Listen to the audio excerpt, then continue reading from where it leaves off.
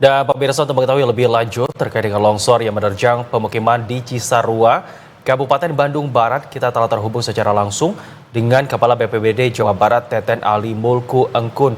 Selamat siang Pak Ali, terima kasih sebelumnya sudah bergabung. Selamat siang, Sampurasun. Sampurasun Pak Ali, Ya, tentunya kita prihatin ya ya, dengan kondisi yang melanda wilayah ya. di Sinyalnya Cisarua bagus. tersebut. Tapi Pak Ali, kalau bisa diceritakan sebenarnya bagaimana kondisi terkini di lokasi saat ini? Oke, sinyalnya sebenarnya putus-putus, tapi Baik. saya bisa menangkap lah sebetulnya. Jadi Baik, hari Pak. ini kita menetapkan bahwa teman-teman dari Basarnas ya, Basarnas selaku koordinator di klaster pencarian pertolongan dan evakuasi, bahwa hari ini kita sudah mendapatkan dengan kemarin ya mendapatkan 18 kantong mayat gitu, jenazah gitu ya, itu juga ada sebagian part gitu atau segala macam. Jadi kami tidak lagi menyebut jumlah orang ya, karena ya ada beberapa yang ya mungkin teman-teman pada mengetahui bahwa ada beberapa yang tidak ya tidak utuh lah gitu ya, tidak utuh, maka kami menyebutnya sebagai bagian atau part. Jadi kami sudah menemukan 18 kantong hari ini, dan alhamdulillah cuaca di lokasi ini cerah karena kita sudah melakukan operasi modifikasi cuaca dari Pemprov Jabar, kemudian dari BNPB yang support, dan dari teman-teman BMKG juga mensupport. Demikian. Baik Pak, tadi seperti yang Anda jelaskan ada sebanyak 18 body part yang sudah ditemukan hingga sejauh ini. Apakah itu merupakan jumlah yang mendekati di atas 50% atau sudah mendekati angka yang signifikan atau masih sepersekian dari banyaknya jumlah korban, Pak? Ya, sepersekian, nanti DPI lah yang menjelaskan. Takutnya saya kan itu ada apa badan, saya juga nggak perlu menjelaskan lah ya. Ada bagian-bagian tersebut lah yang berbeda-beda. Nanti DPI yang menjelaskan secara detail sebetulnya berapa sih setelah mereka mengidentifikasi melalui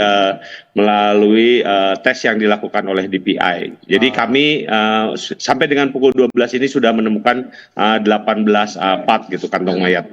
Baik Pak, kemudian bagaimana koordinasi yang dilakukan BPBD bersama dengan pihak-pihak instansi terkait untuk proses penanganan ini, Pak?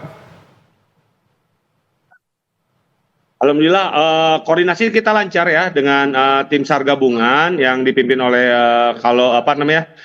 oleh Kabasarnas. Hari ini juga Kabasarnas hadir, kemudian Kepala BNPB juga hadir, kemudian Menko PMK hadir, kemudian Menteri PPA juga hadir ya hari ini, dan koordinasi kita terus dilakukan. Kita sudah membagi-bagi clustering ya, cluster logistik, kemudian cluster pencarian, dan sudah menetapkan insiden komandernya yaitu Sekda Kabupaten Bandung Barat yang disupport ditebalkan oleh BPBD pemerintah Provinsi Jawa Barat.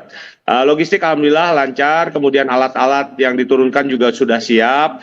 Namun proses pencarian dan pertolongan yang kita lakukan tidak langsung menuju ke tengah, tetapi disisir dari pinggir-pinggir karena kondisi tanah yang ada itu masih belum stabil gitu ya, masih bercampur air, jadi seperti bubur gitu. Jadi kalau misalnya alat kita masuk ke dalam itu ditakutkan akan mengakibatkan alat tersebut terkendala gitu. Demikian. Baik Pak Ali, tadi Anda sempat membahas bahwa cuaca di sana sudah bisa dikatakan bersahabat dan menunjang proses evakuasi ataupun proses penyelamatan sejumlah korban. Namun selain cuaca, apakah ada ancaman lain yang bisa boleh diulang? proses evakuasi? Iya Pak. Agak lup sinyalnya, maaf, di lokasi lup. Ya Pak Ali, tadi Anda menyebutkan bahwa kondisi cuaca di sana sudah cukup baik. Tapi selain cuaca, apakah ada ancaman lain yang mungkin sudah dipetakan untuk dihindari untuk melancarkan proses evakuasi ini, Pak? Adakah langkah mitigasinya, Pak Ali? Jadi kami juga hari ini ada dari PPMBG ya, dari PPMBG, kemudian dari Badan Geologi, termasuk Pak Rudi ya yang hadir dari staf ahlinya. Kami memetakan potensi-potensi tentang kemungkinan-kemungkinan terjadi gerakan-gerakan tanah. Oleh karena itu kami tadi sempat ketika salah satu part ditemukan di lapangan, kebetulan pada waktu kemarin tadi itu ada Pak Wagub ya.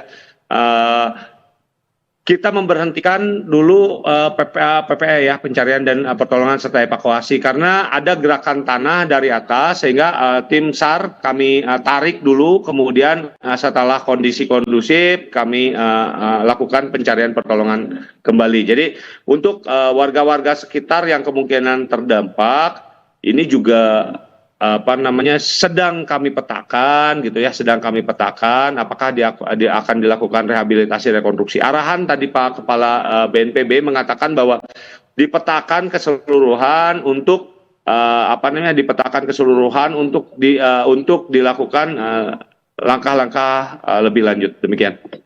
Pak Ali, tadi sebelumnya di awal mungkin pertanyaan yang tidak tersampaikan dengan baik Pak karena masalah teknis.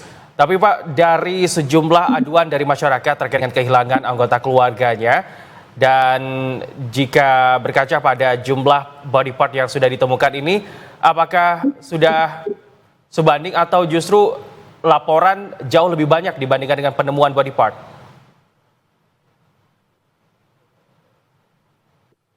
Pak Ali, bisa mendengar suara kami?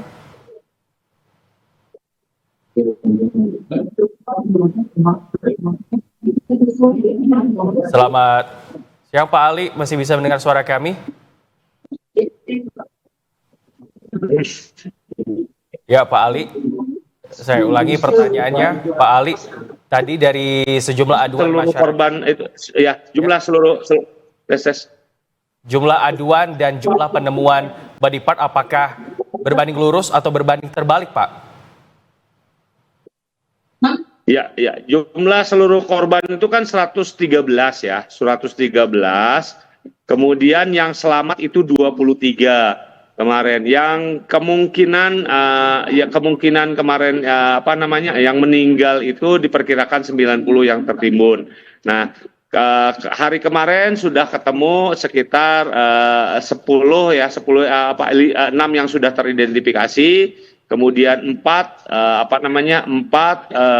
belum teridentifikasi bagian dari body part itu sendiri, dan sehingga totalnya kemarin itu ditambah lagi terakhir 11, jadi 11. Nah, hari ini itu 7 body part yang sudah kita temukan gitu ya.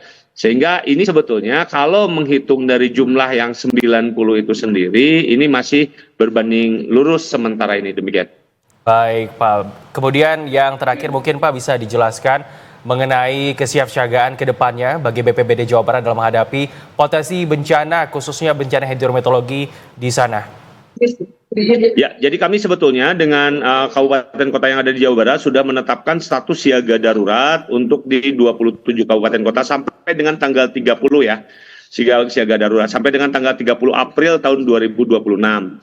Nah, ini pun kami menghimbau termasuk dengan sampai dengan teman-teman kewilayahan di RT RW gitu ya, di RT RW, kemudian di kecamatan sebagai leadernya ada program kencana, maupun di desa ada program Destana untuk melakukan mitigasi awal gitu. Sebetulnya mereka itu di masyarakat itu posisinya itu ada di mana gitu. Posisinya ada di mana, kemudian dia itu potensi bencananya itu seperti apa. Nah, ini kita sudah terus sampaikan sebetulnya gitu ya. Nah, ini mungkin yang ada beberapa kendala-kendala di lapangan. Contoh katakanlah masyarakat rata-rata juga ini sudah mendiami lahan tersebut sudah puluhan tahun, sehingga kemudian ini bagian daripada mata pencahariannya juga. Nah, jadi ini ada beberapa kendala-kendala teknis. Sebetulnya hal ini bisa kita siasati dengan kesiapsiagaan daripada mitigasi masyarakat itu sendiri. Nah, bagaimana mengenali terhadap tanda-tanda alam apabila terjadi misalnya bunyi-bunyi di atas gitu ya, apa yang harus dilakukan. Nah, kembali lagi program program Siskamling itu tidak hanya untuk keamanan lingkungan yang untuk mendetek masalah kriminal, tetapi juga masalah lain gitu. Contohnya katakanlah masalah bencana alam, dan memang kalau misalnya berbicara di alam Jawa Barat, masalah bencana alam itu sendiri ini menjadi hal yang krusial.